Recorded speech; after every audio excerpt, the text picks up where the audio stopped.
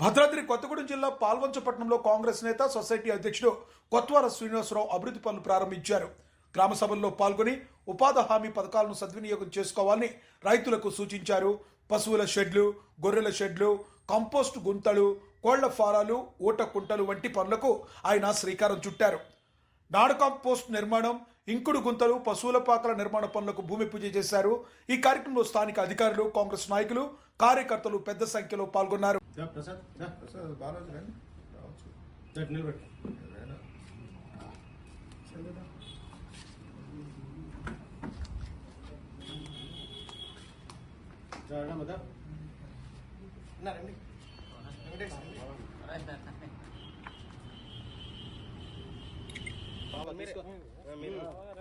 మీరే కదా